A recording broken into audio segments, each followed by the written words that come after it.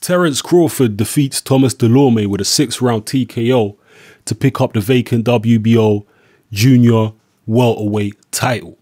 Now, this was a very competitive fight through 5 rounds. And in fact, you could have easily had Thomas Dulorme up going into the 6th round because it was a very, very nip-and-tuck affair. It was a chess match. And Thomas Dulorme was boxing very, very well. In fact, that's the sharpest I've ever seen Thomas Dulorme. He was absolutely on his A game.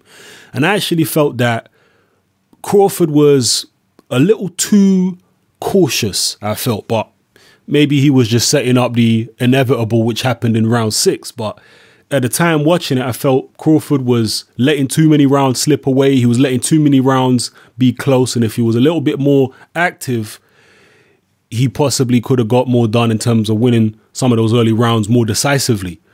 But I don't know if it was maybe the size of Dulorme, being that it's the biggest guy Crawford's been in with so far. Maybe Dulorme hit him with a couple shots on the shoulders and arms, and Crawford quickly realized, wow, this kind of strength and power is something I haven't experienced before, because he's obviously coming up from the lighter weights.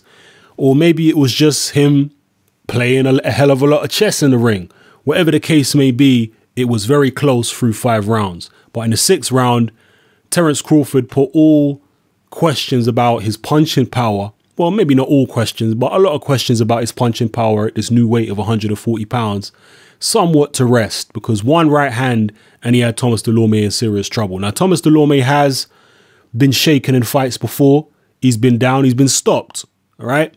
But a guy coming up from lightweight, it's still impressive what Terence Crawford was able to do, because Thomas Dulorme is a big guy, you know. So I felt it was overall an impressive stoppage.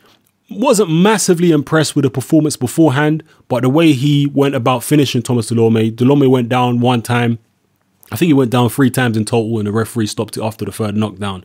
It was a very, very good finish from Terence Crawford. I was impressed with the finish. He didn't waste shots. He picked his punches very well. He varied the attack from body to head and did not let Thomas Dulorme off the hook.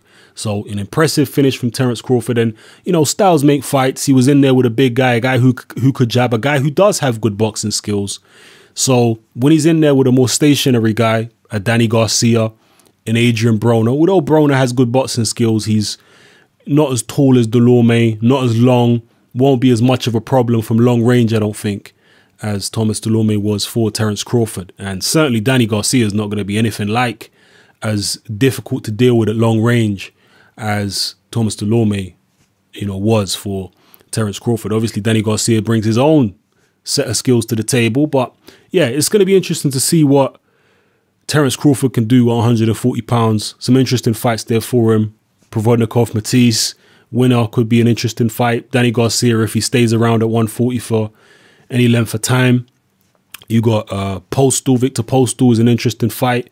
You got Lamont Peterson, obviously. So yeah, there's some decent fights there for Terence Crawford. Who would you like to see Terence Crawford fight next? And what did you make of his performance? Drop your comments in the comment section below. It's your boy Hatman, I'm out.